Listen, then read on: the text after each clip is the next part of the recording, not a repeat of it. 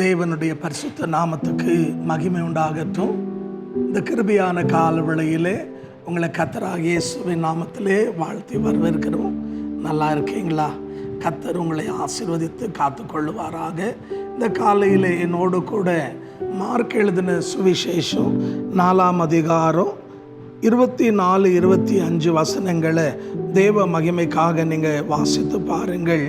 அங்கே ஆண்டவராக இயேசு கிறிஸ்து, பிரியமானவர்களே, நீங்கள் எந்த அளவில் அளக்கப்படுகிறீர்களோ அந்த அளவின்படி தான் உங்களுக்கு அளக்கப்படும் என்று சொல்லி கொடுங்கள், அப்பொழுது உங்களுக்கு கொடுக்கப்படும் என்று வேதம் சொல்லுகிறது.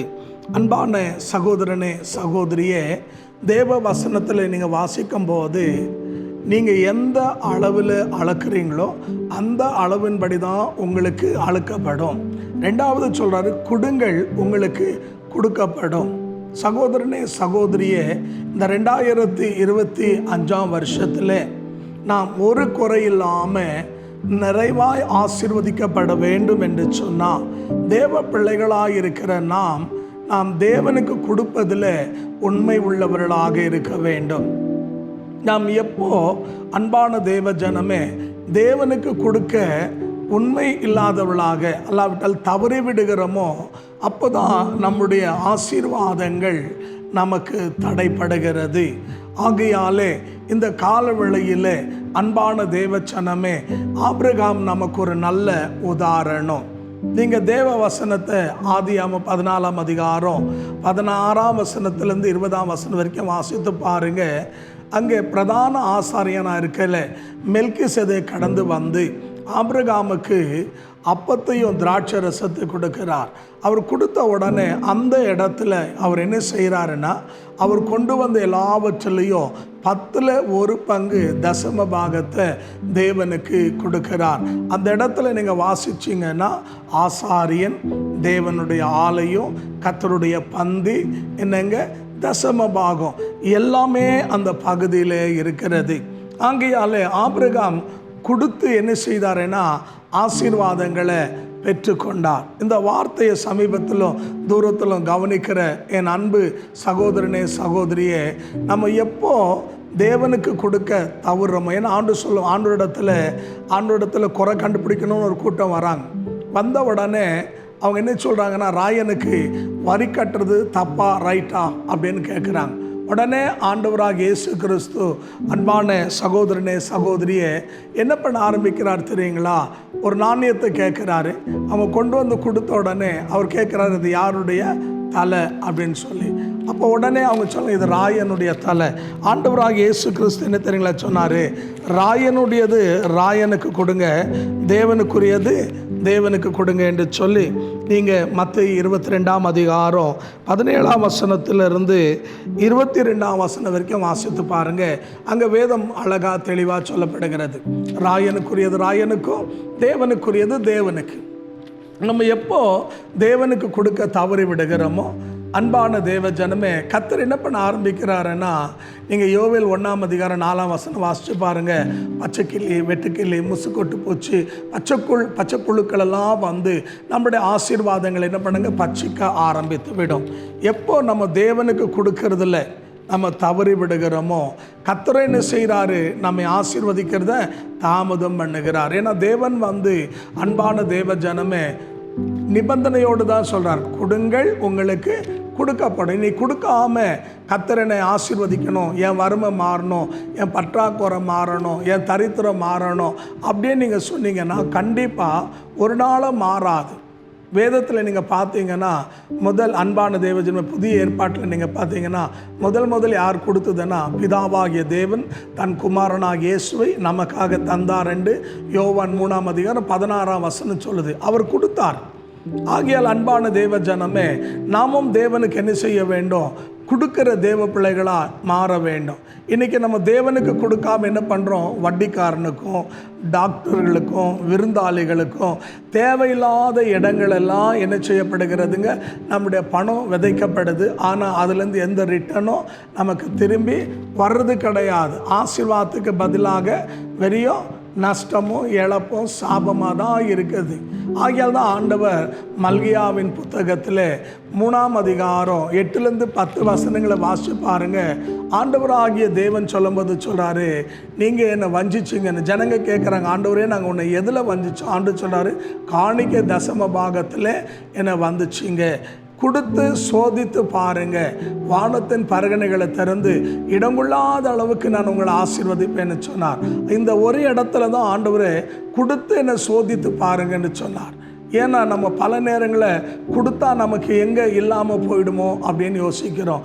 அன்பான தேவ ஜனமே, தேவனுக்கு கொடுத்தவன் என்னங்க, தேவனுடைய ராஜ்யத்துக்காக செலவிட்டுவேன், தேவனுடைய ஊழியத்துக்கு செலவிட்டுவேன், பிரியமல்ல ஒரு நாளும் பிச்சைக்காரன் ஆனதா சரித்திரமே இல்லை. ஏன்னா வேதம் சொல்லுது, நீங்கள் லூக்கா 6ஆம் அதிகாரம் 38ஆம் வசனம் வாசித்து பாருங்கள்.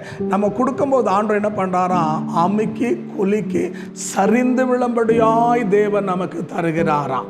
அப்போ அன்பான தேவ ஜனமே, நம்ம கொடுக்கறத காட்டிலும் பல மடங்கு அதிகமாய் நமக்கு தேவன் கொடுக்கிறவராய் இருக்கிறாரு.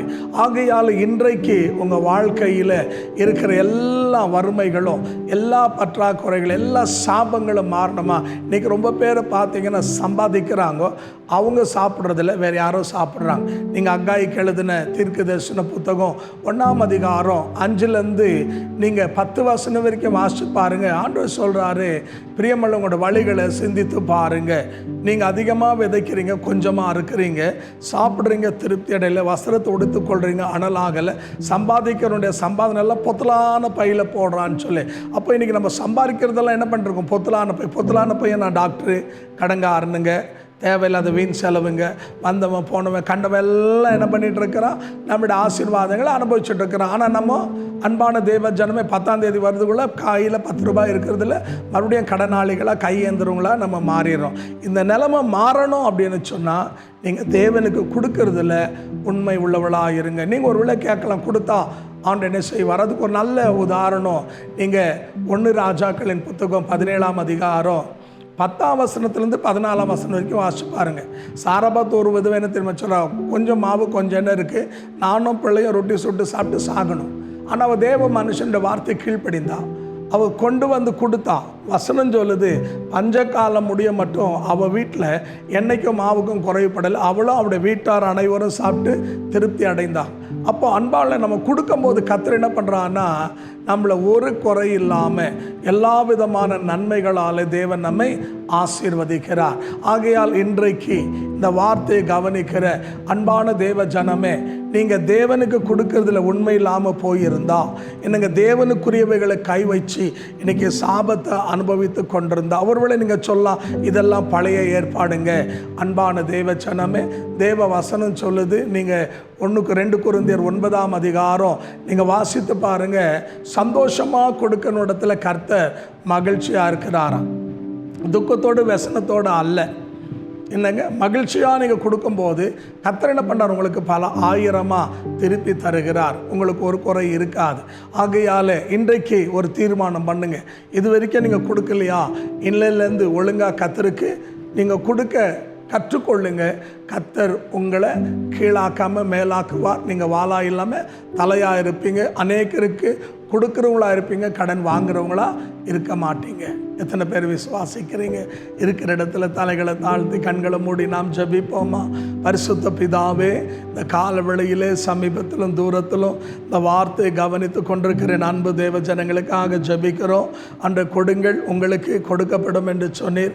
ஆண்டவரே, அமைக்கு குலுக்கி சரிந்து விளம்படியா என் ஜனங்களை ஆசீர்வதியும். பிரியமானவனே, உன் ஆத்மா வாழ்றது போல நீ எல்லாவற்றிலும் வாழ்ந்து சுகமாயிருங்க என்று சொன்னீரே. ஒரு குறையில்லாமல் என் ஜனங்களை நீர் ஆசீர்வதிங்கப்பா.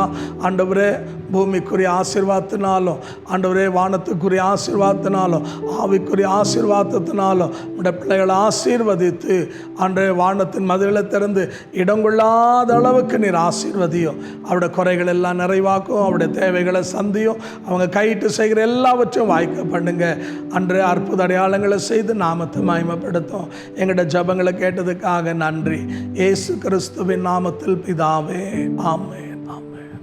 கர்த்தர் உங்களை ஆசீர்வதிப்பாராக. நான் விசுவாசிக்கிறேன்.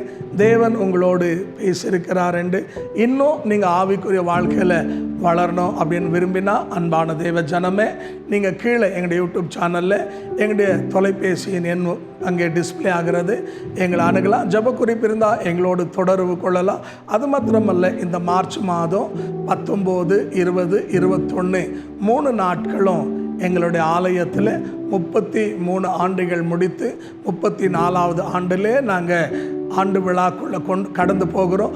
3 தேவ மனிதர்கள் எங்கள் நடுவில் தேவ வார்த்தையை கொண்டு வருவார்கள். ஆகையால் நீங்கள் இந்த வார்த்தையை கேட்குற நீங்கள், அன்பான தேவ ஜனமே, ஆசீர்வதிக்கப்படணும்னா வாங்க, பங்கு பெறுங்க.